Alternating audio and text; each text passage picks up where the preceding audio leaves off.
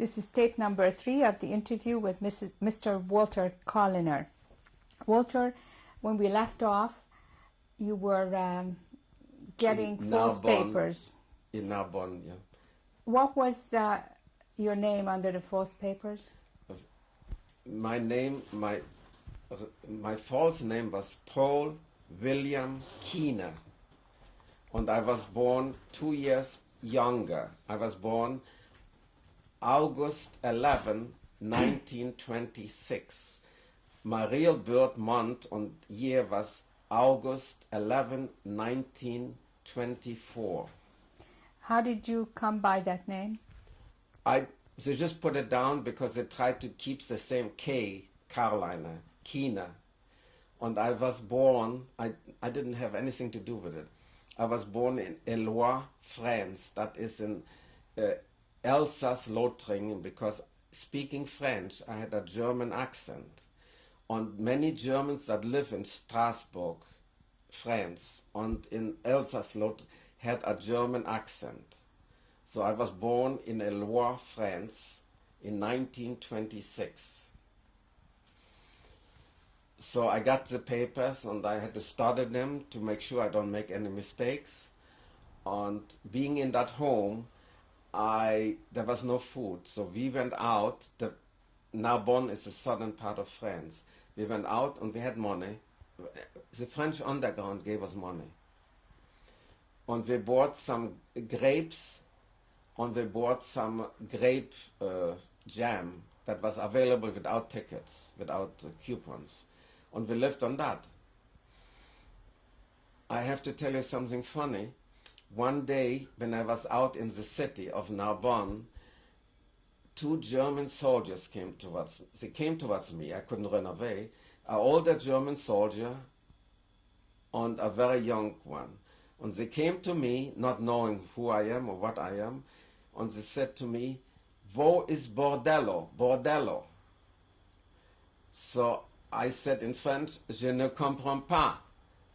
I don't know, je comprends pas. So they left me. It's very funny. I never forget that. Anyway, in Narbonne, my friend Rudolf, and there was about 8 Jewish boys in that home, in that crazy house.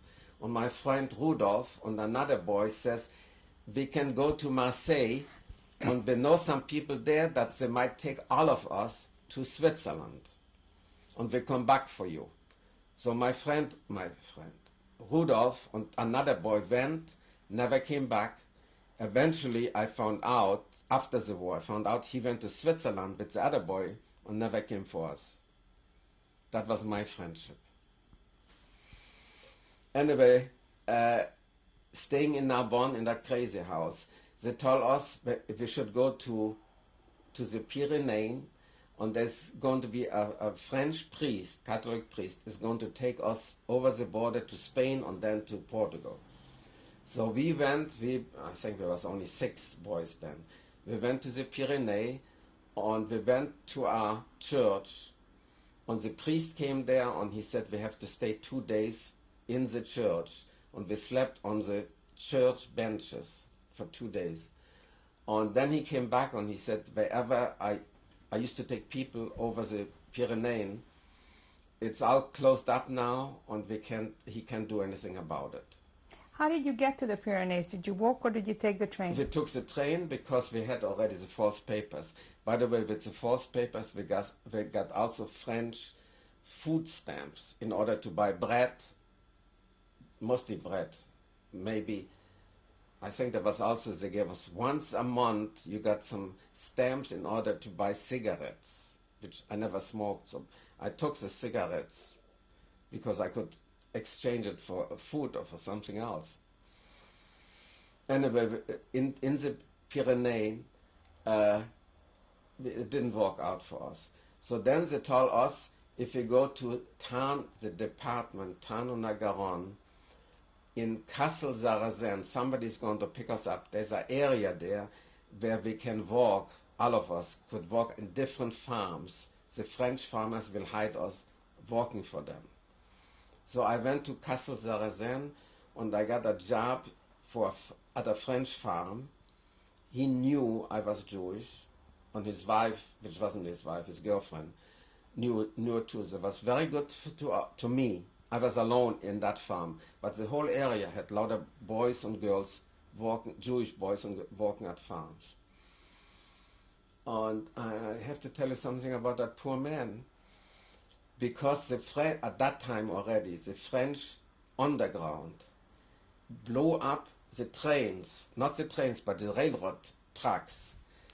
French men had to go twice a week and stay at night on the tracks in order that nobody would blow up the tracks. And one night when my farmer, who was a good man, went, he got killed at the tracks somehow. I don't know, nobody knew how he got killed.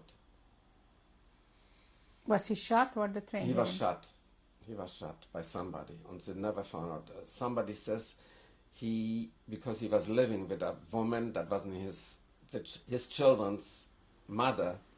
They said the children was jealous, and they sang and they said that one of his 3 boys, grown-up boys, had killed him. I don't believe it, but this is what they told me. Anyway, I stayed for about 6 months at that farm, even after the woman kept me. Then we got the news that the Gestapo found out that there's a lot of Jewish children, boys and girls, living in that area.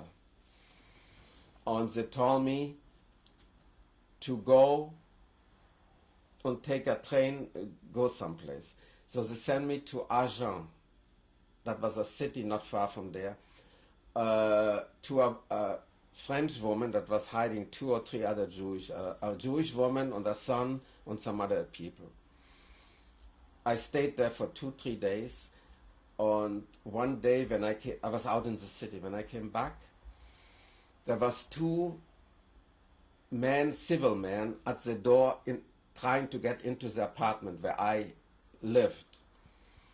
And when I saw them upstairs, there was some doctors having offices. So they stopped me and asked me, where are you going? I said, I'm going upstairs to the doctor. I have a cold. I said, where are your papers?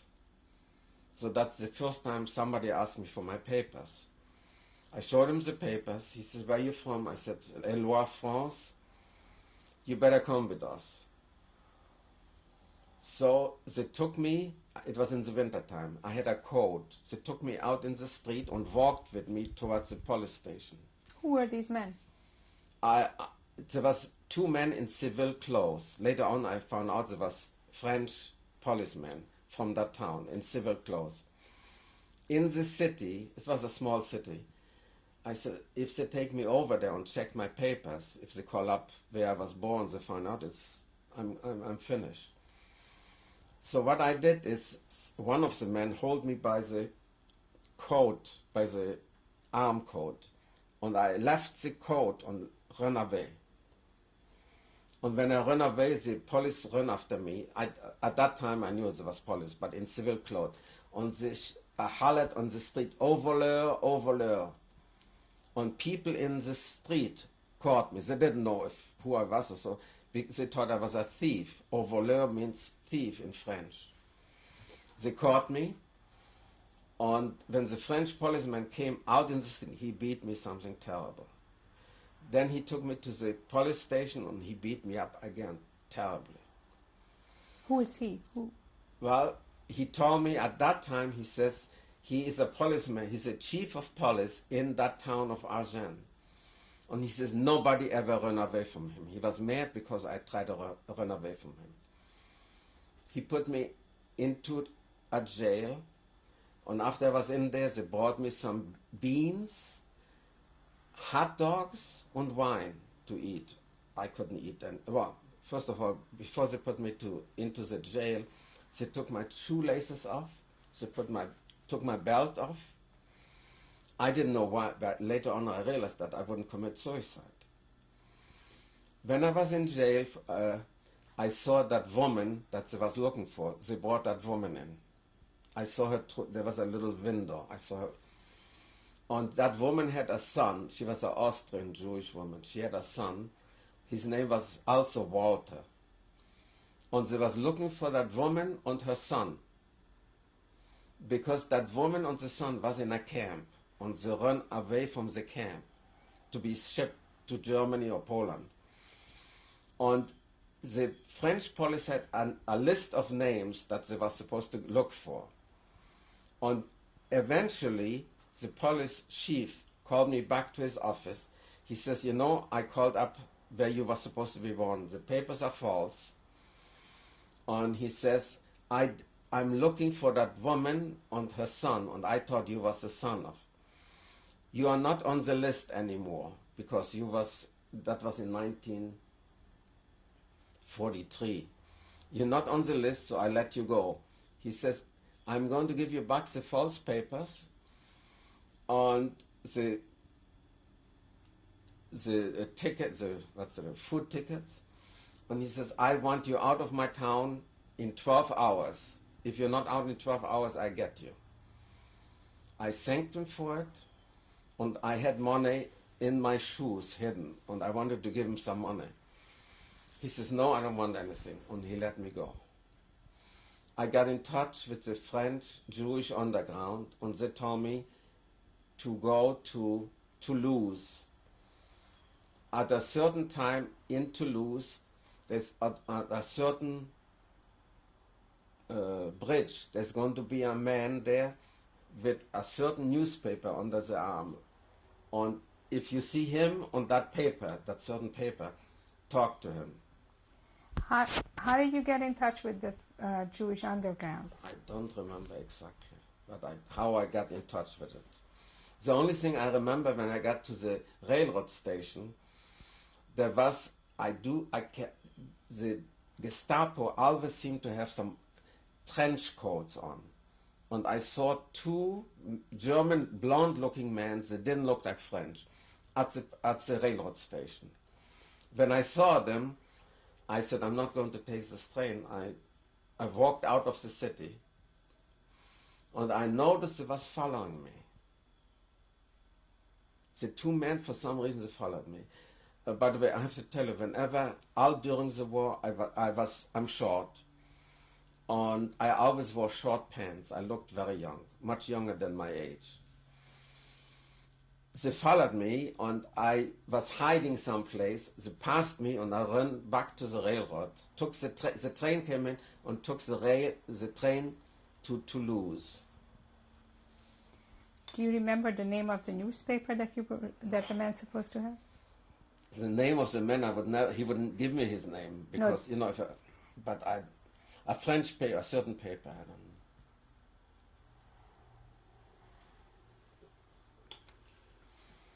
Well, he gave me money and told me I should go to Lyon. I knew outside of Lyon, my brother was working at a farmhouse there. And he says, you can walk with him together. So he told me, take that train from Toulouse, went to Marseille, along the coast, and then it went up north towards Lyon or Switzerland. That train went all night long. It was packed. I never saw a train in my life with so many people. Everything was, you couldn't sit nowhere, you have to stand. And it was a horrible night that I spent. Not only that, all of a sudden I see a German man in the train. I know he spoke German, with a Frenchman. And they asked quite a few questions to different people.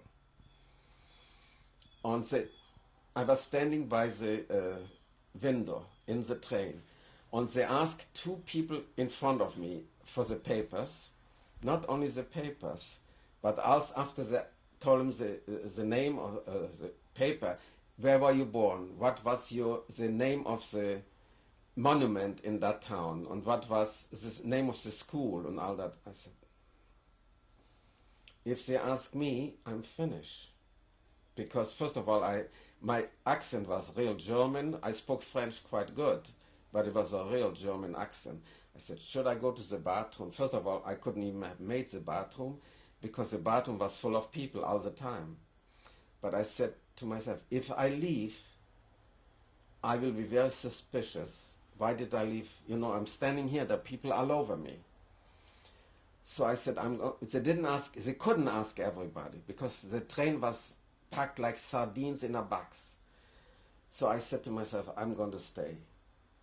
They passed me and asked 2 other people behind me for papers and all the rest.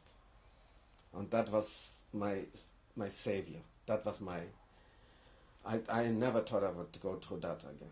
Anyway, the train went all night. In the morning we arrived in Lyon. At the railroad station, somebody came to me and told me, where my brother is, I cannot stay. They told me I should go to Saint-Junien, not far from Limoges, France. And over there is a home for not the Hitler Youth, but the Vichy Youth people. They're going to hide me. I mean, I can stay there and I will look like a Vichy Youth boy. How would you look like a Vichy youth? I would, because they would give me papers from that home, also a uniform. And that uniform is, you know, when you have that uniform, it's like a Hitler Youth uniform with different emblems. So they told me it would be the safest place to be for me.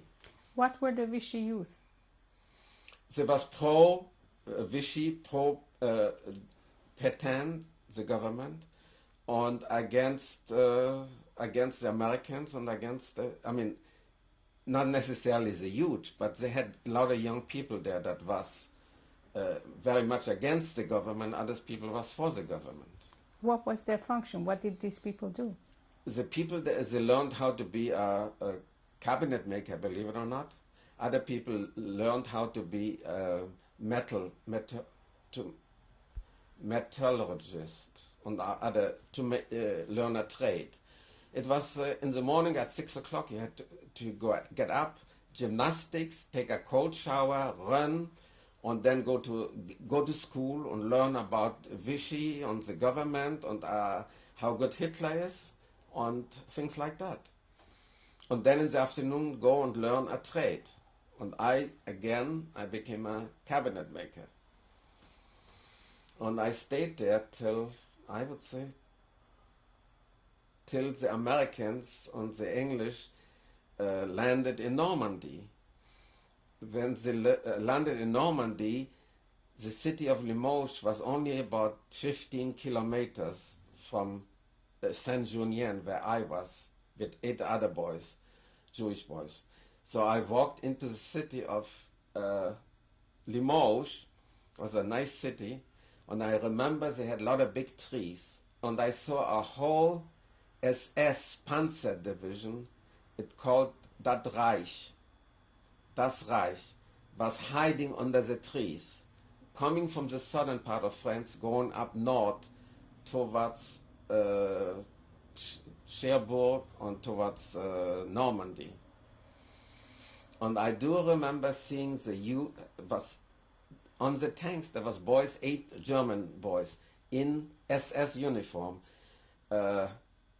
18 to 25 years old. I don't think anyone was older than 25, I would say. But I felt safe because I had that uniform and I had the emblems on my arm, and nobody bothered me. But I thought sooner or later, you know, it's the beginning of the end. Anyway, I went back to Saint-Junien. On next day, I heard people was talking about that SS Panzer Division went through a town near Limoges called Oradour-sur-Glane.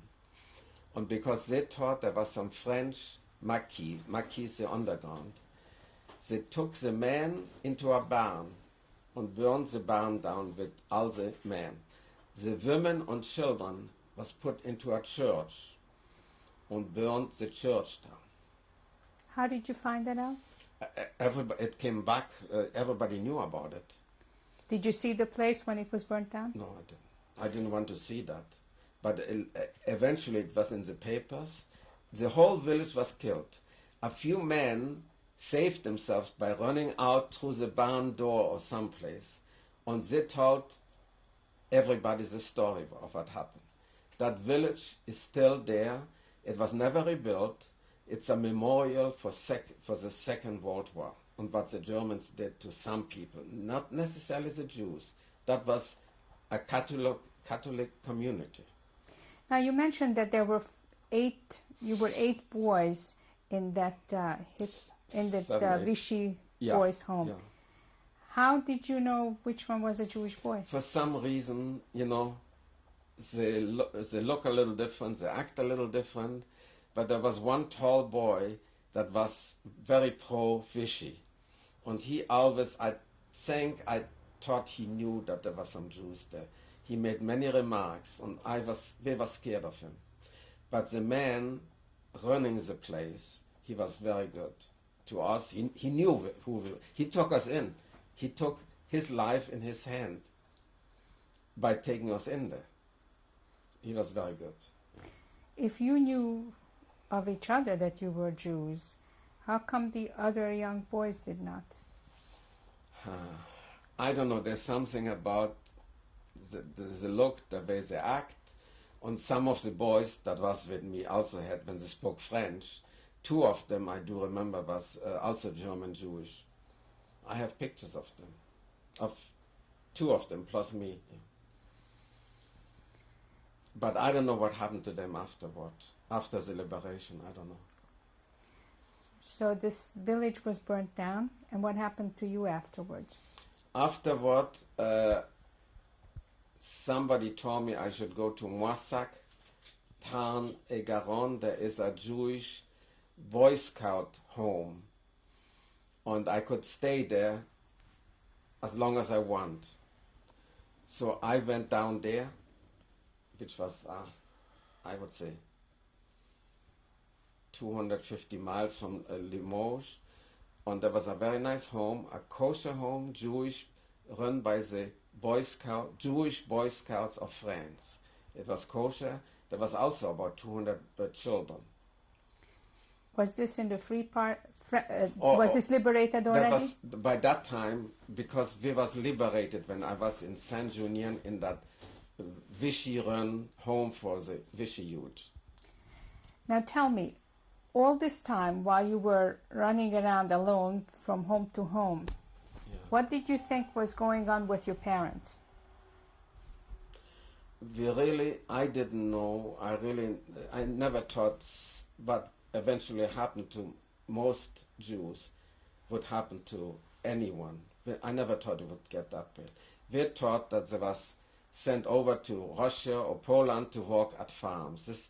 Because this is what they said to my parents before being deported. They was going to go to Russia or Poland to work at farms. You didn't know anything about concentration camps? No. The only thing what we did already know, because after France was occupied by the Germans, a lot of German Jews were sent from the Rhineland of Germany to this near the Pyrenees. They made 2 camps there for the German Jews. The families were sent there. Camp Gurs and another camp was there. I know about it because many of the children from the Camp Gurs came to our children's home in France. So we knew about about German Jews being sent to a camp in the southern part of France. But eventually they was taken again from Camp Gurs and sent towards Poland. And we didn't know what happened to them. We didn't. I never thought of what was going on could be real. I never thought so. You have seen some people disappear, like the woman with the son and the boys who were sent out. Yeah. What did you think happened to them? I don't know if they survived or what happened. At the time, what did you think happened to them? Well, probably they ran away from a camp in order to be deported to Germany or Poland, because they ran away, they was on that list. And they was taken back to that camp, or maybe eventually deported to Poland or whatever. But I never thought. The only thing I like to tell you, I want to go back.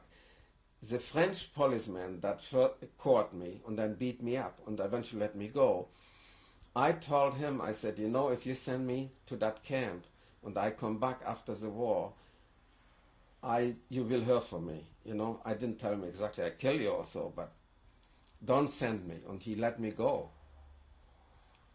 It was up to him. He could have sent me into that camp and I wouldn't be here. That I know. When did you finally find out about what happened to your family? After the war ended, and it was all over the newspapers and radios. There was no television at that time. The newspapers, and then when I was in the children's home of the Boy Scouts in France, we heard stories and we read newspapers and we knew what was happened to many Jews. But at that time they didn't say 6 million. They just thought many Jewish people was killed in the concentration camp. They didn't even say about gassed, but they starved to death or things like that. Did you try to look for your parents? Yes, my parents said after the war ended, we're going to meet in that little town of Mirabeau. We're going to be back there. And they never came back. Did you go there? My brother went there. I didn't. How did you reconnect with your brother? My brother walked. He was luckier than me because I was always on the go. I mean, every 3-4 months I was in a different place. My brother worked near Lyon at a farmhouse for a farmer. The farmer never knew he was Jewish. He had to go every Sunday to church, Catholic church, and pray with him and whatever. And after the war ended, my brother got in touch with me. He came to me and he wanted to go back to the town of Mirabeau where we were supposed to have had the 26 cases on the refrigerator, my bicycle and so on. He went back on most everything he was told by the French people living in that little village. The Germans came and put it on trains and took everything to Germany. Except my parents, I didn't know it, they opened 1 or 2 cases and the refrigerator was there and my bicycle was there and silver spoons and silver dishes was there. So my brother sold the silver dishes, he sold the refrigerator and took my bicycle that I got for my bar mitzvah, took it back, and I had my bicycle until I left to come to America. How did your brother know where to find you? Because we was always in touch with each other. How were you in touch? By his name was Brown. I forgot his first name. His second name was Brown. And my name was Paul. So he wrote to me and I wrote to him. I like to go back to my girlfriend, Dorothy Guttentag. I always was in touch with her. And she told me that she was with 28 Jewish girls in a convent during the war, a Catholic convent, hiding there. We're going to stop for a tape change.